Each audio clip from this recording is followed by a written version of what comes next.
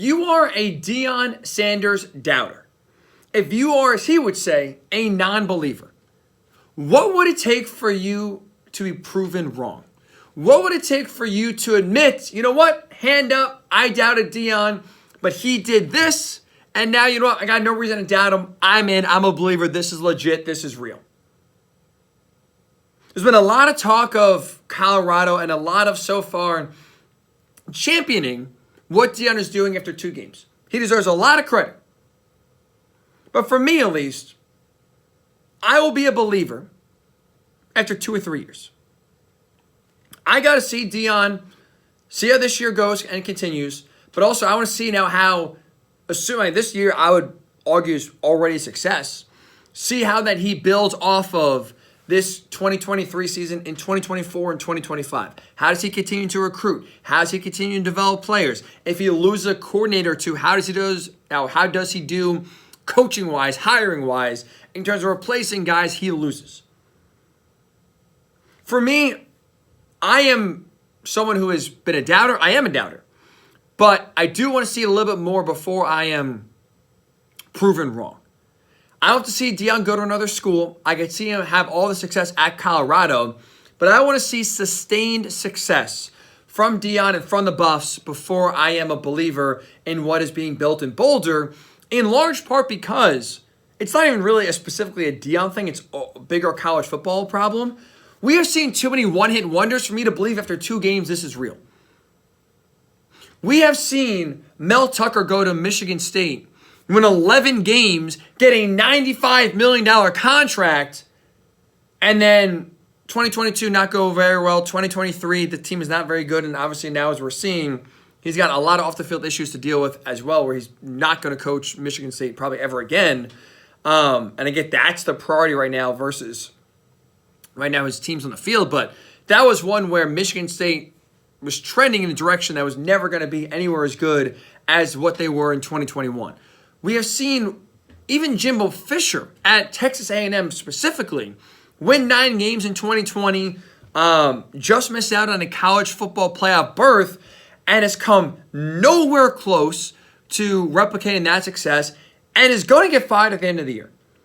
He is going to get fired, and Texas A&M is going to pay him almost $80 million to not coach there again. The reason why I bring those names up and those circumstances up is because we have seen now coaches and teams have great, one-off seasons. Tremendous success in one specific year. Everything lines up. Maybe the media and teams underestimate you. You got a great quarterback. Injury luck, whatever it is, benefits you and you have a great season. But what marks a great coach and a great program is consistent greatness, consistent success. You are unable then to build off of that 1, 10, 11, 12 win season and replicate it now going forward. That is what success truly is. Like Deion Sanders is not coaching Colorado for you-know-what in gigs, right? Bleeps and gigs. He's not doing this because he's bored. He's doing this to win. So I don't think he is someone who's going to be satisfied after 2 games and say, yeah, it's a success. It's a success. Mission accomplished. Got what I wanted done here. He's not going to be coaching until Shador graduates or goes to the NFL and hangs up and says, I'm going to do something else now. He is coaching Colorado to win. Just like he coached at Jackson State to win, just like he coached in youth football and previous other stops to win. So I think it's only fair to hold the bar high then of, okay, if he's here and his goal is to be then one of the best college football coaches in the country, and his goal is to compete for a national title, what do I then have to see in order for me to believe that's a reality? I got to see 2 or 3 years of consistent success from Deion at Colorado before I'm a believer. 2 games for me is not enough. It is not enough. Beating a TCU team that right now we're seeing it was overrated in the preseason and has a horrible defense, and beating a Nebraska team that I'm not even sure if they know the rules of football because they carried the ball or didn't care about ball protection and security. They cared about it so little, you would have thought that dropping the ball and fumbling was like the ball is dead and no big deal. Hey, we're still good here. That ball must have been greased up or something. But the point is, like, beating TCU and beating Nebraska, for me, is not enough to believe that what Deion is building here is championship caliber. That's the standard. Championship caliber.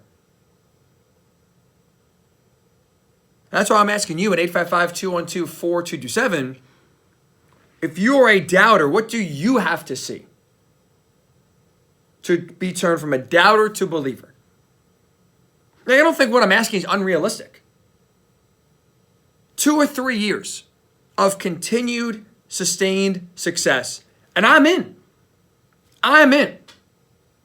I don't think I'm asking too much.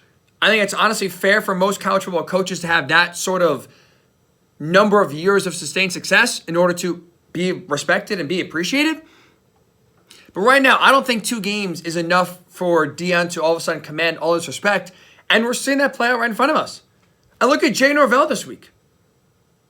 The Colorado State head coach, leading into his game against Colorado, who has, at least to my knowledge, never been someone who's outspoken, never been someone who is known to criticize the opponent as they're getting ready to face them, called out Deion. I mean, look, the reasoning's stupid. Taking the hat, taking the sunglasses off. Look, who actually cares?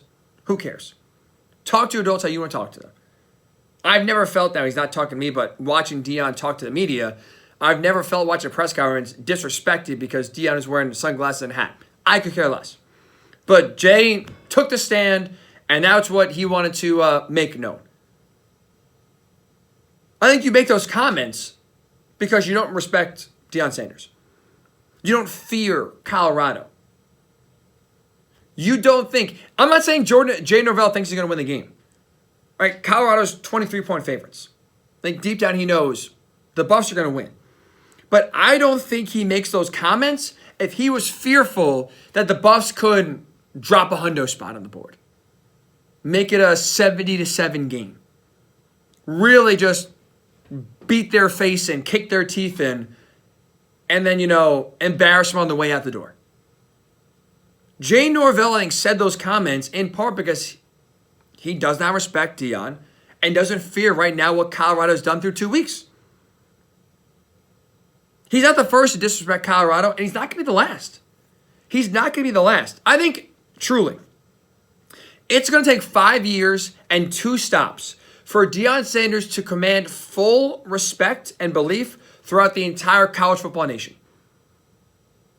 Like for me, I'm just telling you 2 or 3 years at Colorado. I think, though, from a national media, national fan base perspective, where you are not a Deion fan and not a Colorado fan, I think for a majority of people to say, you know what, Deion's a really good head coach. Deion's a damn good head coach. He's a top 10 guy in the country, and that team he coaches is a championship caliber team every single year. It's going to take 5 years to do, and it's going to take another stop. Because in the world we live in, one thing is true. If you feel a certain way, you will do whatever it takes to justify that feeling. If you are a Deion doubter and you really don't want to see Deion succeed, or you want to look for any excuse not to give him credit, what can you say? Well, they beat TCU and they beat Nebraska. Who cares? Call me when you play Oregon and USC in a few weeks. If he does that, call me in November if they're in the Pac-12 title game. If he does that, call me next year when you move conferences. If they do that, call me when you do it after 2 or 3 years. If they do that in the Big 10, in the Big 12, well, go to Big Boy Conference. Right? No Texas, no Oklahoma, the Big 12. Who's really scaring you? Maybe outside of Utah, go to the Big 10, go to the SEC, and then really play with the big boys. The goalposts are going to be moved a lot.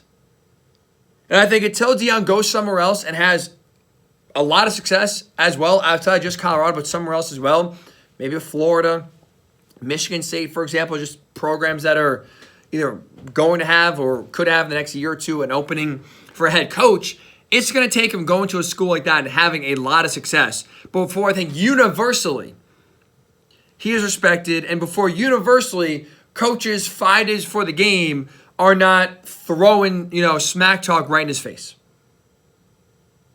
But right now, after 2 games, I don't think is enough for him to garner the national respect that some people are giving him. I still have doubts, and again, I want to see it more from the perspective of a 2 or 3 year sample size. Can you have sustained success? Now that everyone knows, as he would say, you're coming, you're here, Now what can you do? How can you make sure you replicate that success? And I don't think I'm being unfair. I think I'm being actually very fair to Deion because what I'm doing is treating him like any other college football coach. Look at some of the most respected and best college football coaches we have seen in this sport the last 20 years. Urban Meyer, respected, I get it, on the field for what he's accomplished. But Urban Meyer had Alex Smith, the number one pick at Utah, went to the Sugar Bowl, won the Sugar Bowl, beat Alabama in the process of doing so, and then when he left Utah to go to Florida in 2005, it wasn't like Florida was jumping up and down the streets of, the Savior's here. Oh, okay, he did it at Utah, so he's going to do it here. We are in great hands. There were significant and serious doubts about Urban Meyer at Florida. That was honestly one of the best things I thought that came from Swamp Kings. A lot of interesting details left out. A lot of controversy, conveniently not talked about. The one thing I did appreciate and learn and enjoy was how much pressure Urban Meyer felt himself under in just year number 2. The year they went to the national title game and won a national championship in 2006. He's looking, he's going to some games where, boy, if I don't beat South Carolina, I'm not going to be here. If I don't beat Tennessee, I'm going to get fired. If we lose to LSU, they're going to can me. Urban Meyer, who now we know, right, has won 3 national titles, and again, one of the most successful on-field head coaches in college football in the last 20 years. This was a guy in year 2 at Florida thought he was going to get fired because what he did at Utah, no one really respected or again, people want to see more of. It took him, even though he had success and won a lot of games at Utah, took him going to Florida and winning a national title before people were like, oh, wow, he's a really good, damn good head coach. James Franklin, who, look, it's Vanderbilt. I get it, the standard is low. But he did things at Vanderbilt that no one has done really before or since he's left. He had a lot of success at Vanderbilt. But it wasn't until he went to Penn State, won the Big Ten championship in 2016, and now has really put the Nittany Lions, for the most part, consistently inside the top 10 year in and year out, that people are like, oh, yeah, James Franklin, pretty good head coach. One of the best head coaches in the country. How about Jim Harbaugh? Going way back, right, to his Stanford days, who helped build the foundation for Stanford for when, kind of David Shaw took over and Andrew Luck got there, and they were, again, one of those perennial top 10 teams for almost a decade. Jim Harbaugh built that foundation. He pulled off one of the biggest upsets in college football history, beating USC, the dynasty at the time, the juggernaut.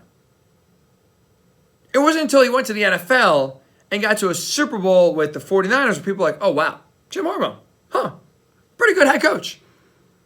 My point is, some of the most well-respected head coaches right now in college football needed to go elsewhere. Needed more than 1 year and needed more than one stop to prove it. So that's why I don't think I'm being unfair by just asking Deion in order for me to be a believer. Hey, 2 or 3 years of success, of sustained success at Colorado, I'm in. I'm a believer. I don't think you have to go to another school. That's just me personally. If you have success at Colorado, I think you can have success anywhere. You could take a 1-11 team and in the span of 2 or 3 years turn them into a college football playoff contender or college football playoff participant. You got my attention. I'm in. I don't need you to do it elsewhere in order for me to believe. But right now, as you sit here on September 16th, after 2 games being played and a third about to be Colorado State, which I think you're going to whoop them, there's not a reason right now for me to believe. Enough of a reason for me to turn from a doubter to a believer. I got to see more. I need to see more sustained success. I need to see more than 2 wins against TCU and Nebraska for me to take Deion Sanders seriously as one of the best head coaches in college football and a true national title contending head coach.